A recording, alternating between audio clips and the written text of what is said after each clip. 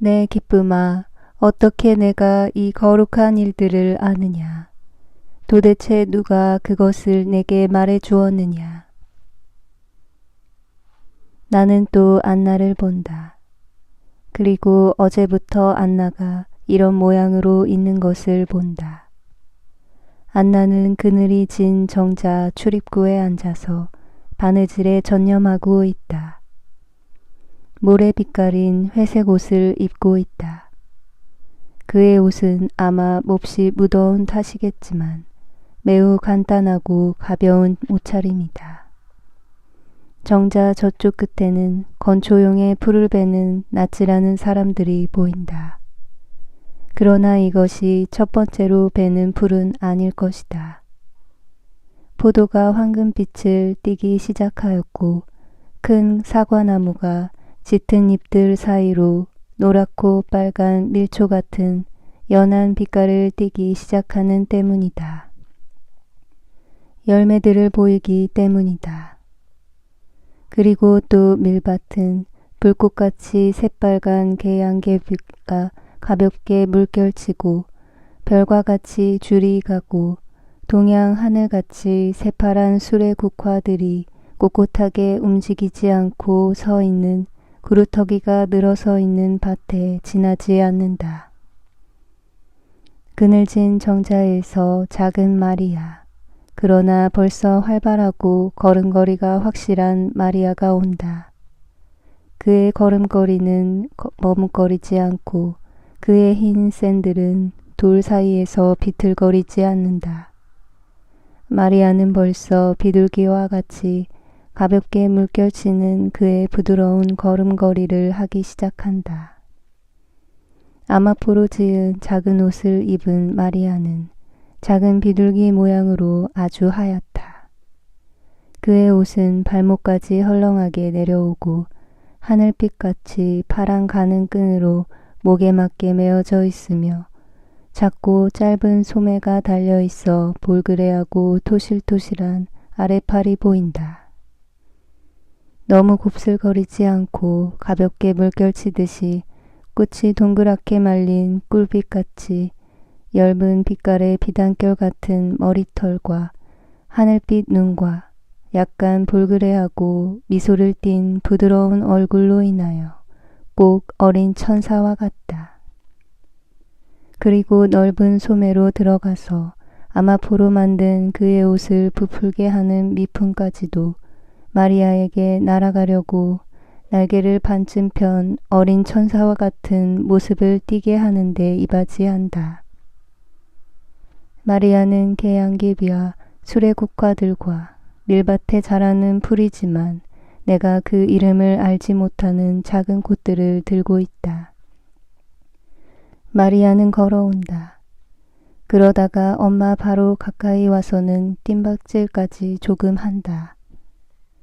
명랑한 소리를 지르면서 어린 맷비둘기 같이 아기를 받으려고 조금 벌어지는 엄마의 무릎에 와서 그의 나는 듯한 다른 박질을 멈춘다.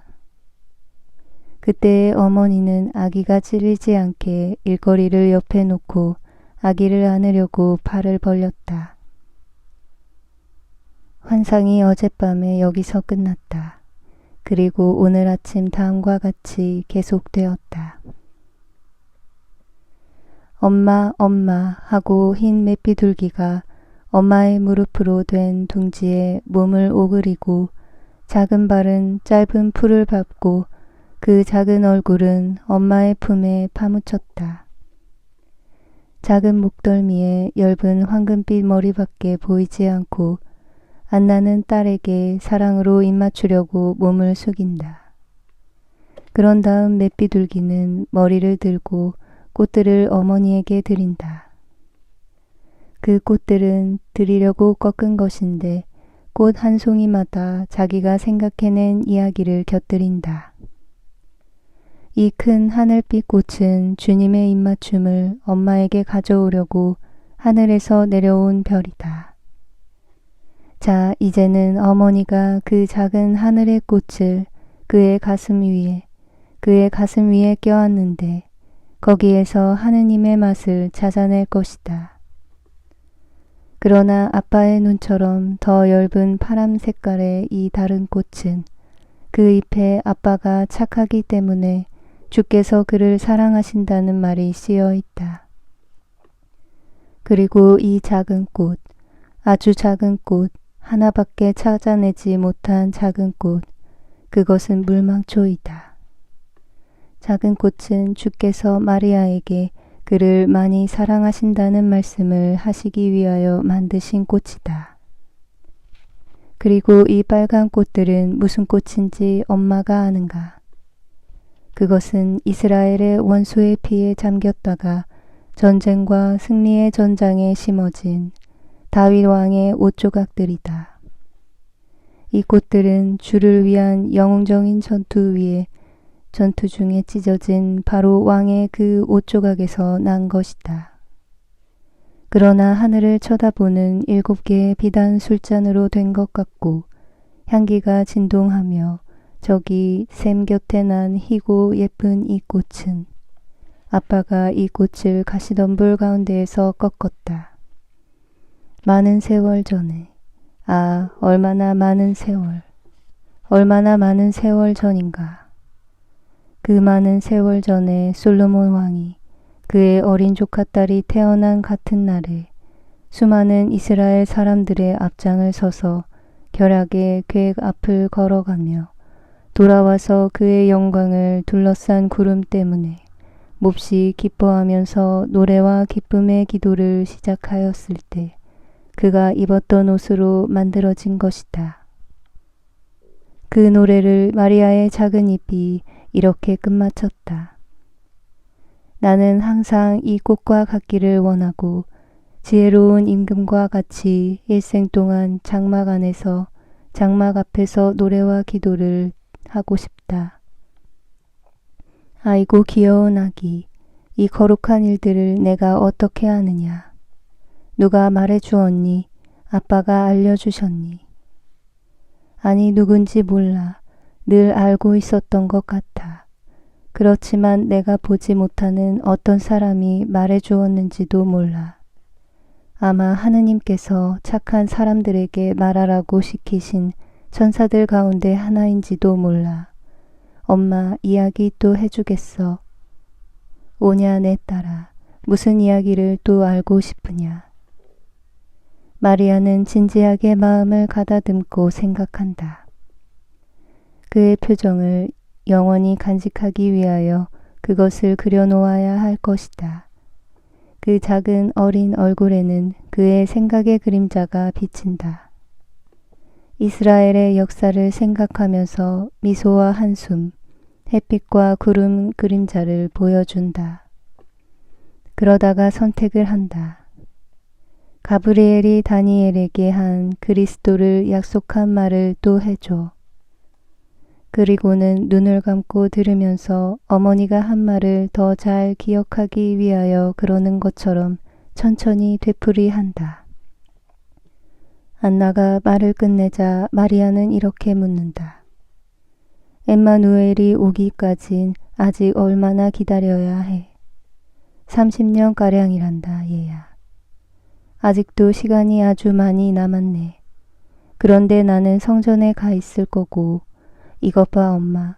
내가 아주 많이 낮에도 밤에도 밤낮으로 기도를 드리고 또 그렇게 되라고 내가 살아있는 동안 쭉 오직 하느님의 것이 되기만을 원하면 영원하신 하느님이 메시아를 그 전에 당신 백성에게 주시는 은혜를 내게 주실까? 그것은 모르겠구나. 예언자는 이른 주간이라고 말했다. 나는 예언은 거짓말을 안 한다고 믿는다. 그렇지만 주님은 지극히 인자하시다 하고 안나는 어린 딸의 금빛 속눈썹에 구슬 같은 눈물이 맺히는 것을 보고 서둘러 덧붙인다. 내가 많이 기도하면 주님이 내 기도를 들어주시리라고 믿는다. 어머니에게로 약간 처든 작은 얼굴에 미소가 돌아오고 포도나무 가지 둘 사이로 지나가는 햇빛이 벌써 멎은 눈물을 마치 알프스의 이끼 줄기 끝에 매달린 이슬방울 모양으로 반짝이게 한다. 그러면 나는 기도하고 이것을 위해서 동정녀가 될 거야. 그렇지만 그 말이 무슨 뜻인지 아니. 이건 남자의 사랑을 모르고 하느님의 사랑만 안다는 말이야.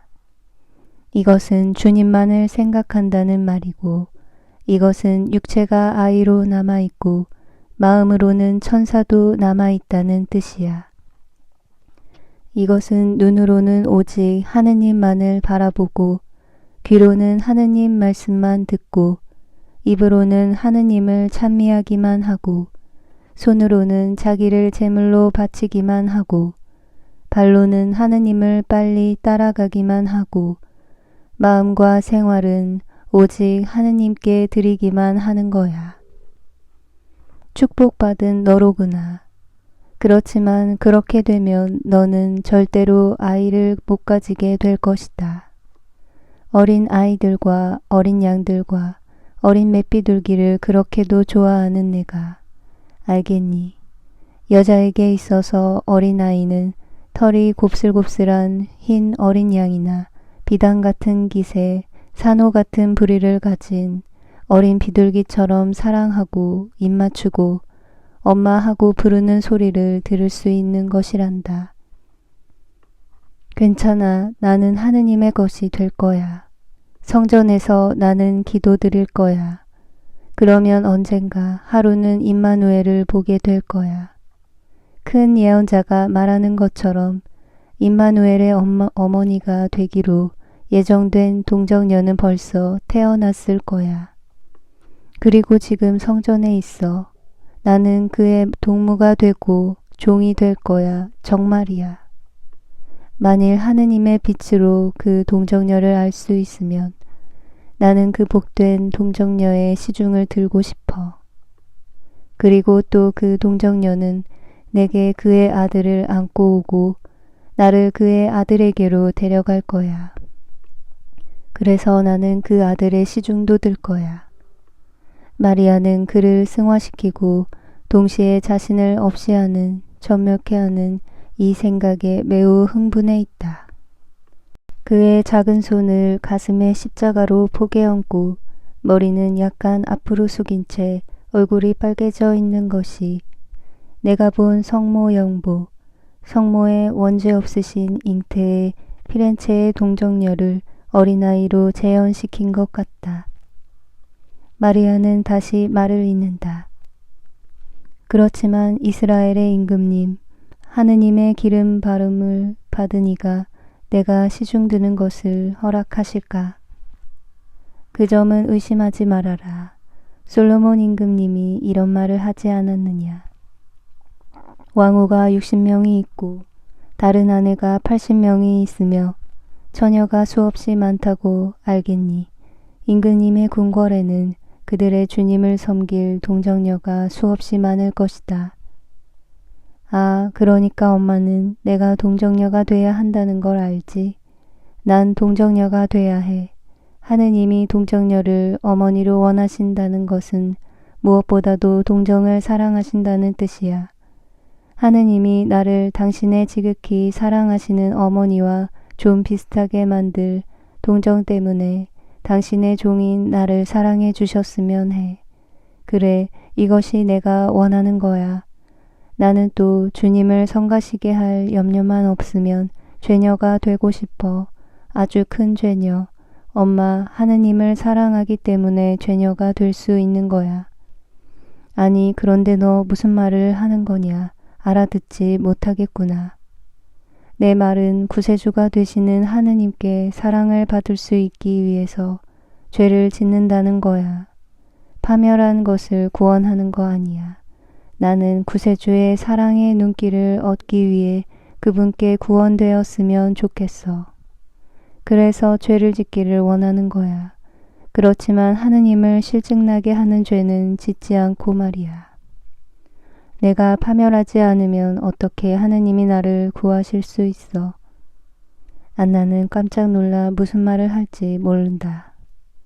요아킴이 어린 포도나무로 된 울타리 뒤로 다가와서 풀 위를 소리내지 않고 걸으며 안나를 도와주러 온다.